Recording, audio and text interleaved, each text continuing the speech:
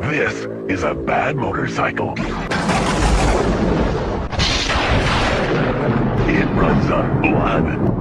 Cheap creep.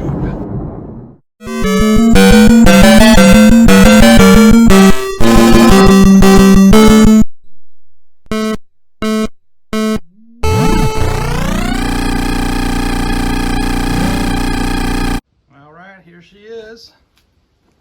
Straight out of China. Box definitely took some damage. A little bit here and there, but let's open her up.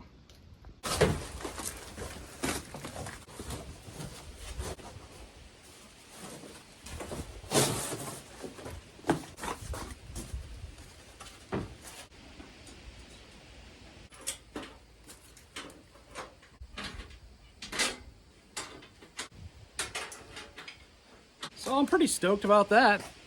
Comes with a Cage Power Sports battery. That's pretty cool.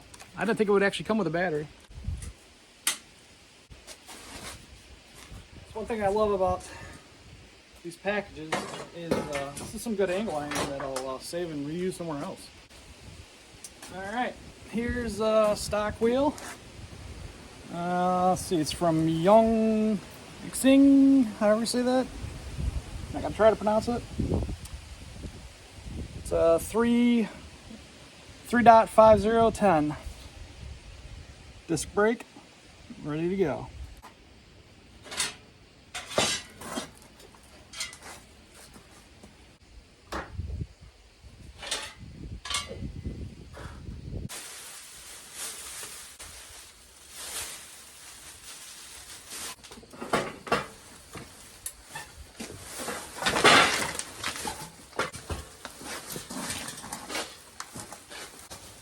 Alright, there's the front fender.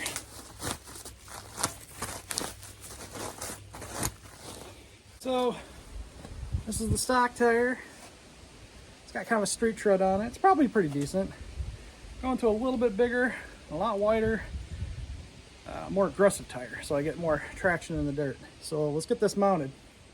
Alright, so the first thing to do to get this mounted, we want to drain a lot of the air out of the tube. To get off the wheel, it doesn't have like a strong bead to get the brake. I don't believe these are directional. I don't see any arrows. And if you're wondering what I ordered, I got Bridgestones. They were actually a decent deal. That's usually a kind of a name brand one, right? They're trail wings. They're 4.0010 in size. It's a tube type A chamber. The actual model, I think it's just K1601 is the model. It's 4.00-10 49J. Max load of 408 pounds, and they run 25 pounds of pressure normally.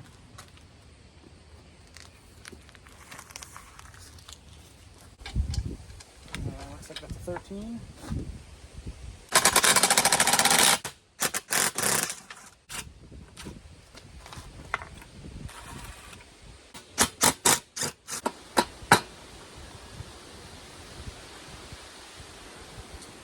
There you go. It pops out just like that.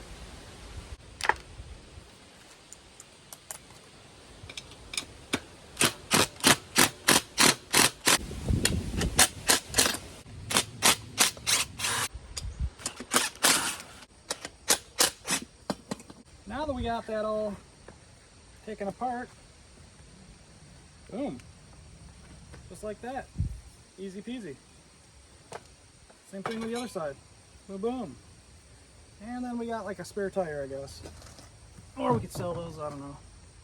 So, I'm a big fan of white wheels. I don't care for the silver look too much.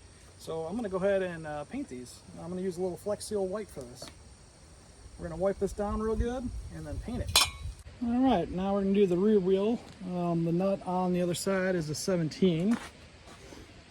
Let's see if we can get her off here. Chainsaw tool will fit that hole. It does a little bit, so let's try it.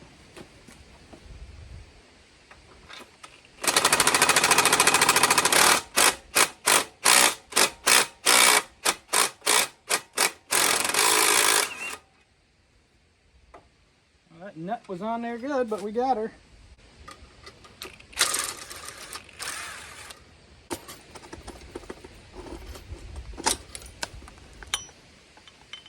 Put them back on.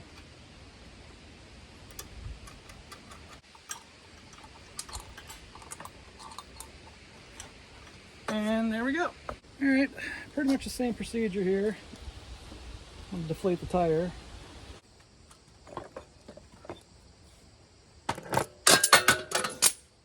All right, there's my inner wheel. I will take and paint that though. You got yourself a free wheel. I just marvel by this because, like, if any of you changed a wheel like I have, it's a pain in the butt unless you got like a tool. So when you have a split wheel, it's so much easier. All right, there we go. Nice and pretty. Painted, rubberized wheels. So, you know, hopefully they won't chip or anything like that. So let's get our tire in and our tube. Put that tube in there. And we'll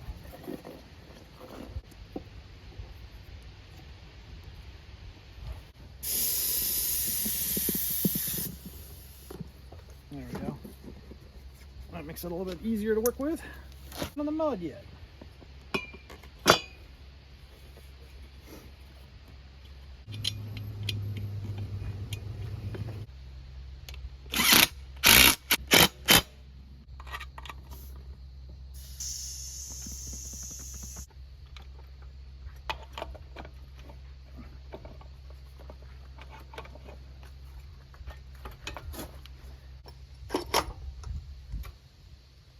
A major pain in the butt.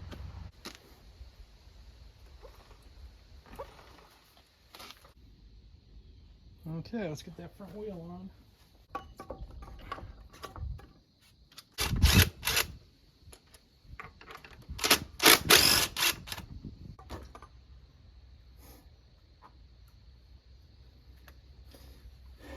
Oh, that'll be a placeholder for now. All right, in your accessory box, you're gonna wanna get this bushing right here and pop it in right there. That's where she goes.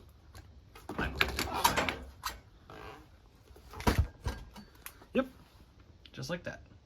Your front axle is actually used to hold the bike in the crate, and mine was bent, and I had to hammer it out. It's still a little bit bent. It should work though. And then it does not come with a nut, which I had to go down to the hardware store and get. If you're wondering the size nut, this is a flange nut. It's an M10 125 thread. I would also recommend you get a washer and a lock washer to keep it from vibrating off. All right, this is another juggling act, but this goes on the left side, right here, of your fork. And it's already got a bushing in it, which is good. And it's got a cutout. And you just get this to line up with that where it locks it in place. So you want to make sure you have those two slots on your speedo lined up with inside of here. That's what reads the speedo. And then this part of the fork slides into here, and then get your bolt to slide through, and then you're good to go. I took my caliper off, which is a good thing and a bad thing. What happens if you're not careful is your caliper will close like that, and I have to reopen it, which is a pain in the butt. That'll probably be me having to open up the master cylinder so I can push that plate back in. So there's no pressure on it. So let me get that bolt mounted and we're good.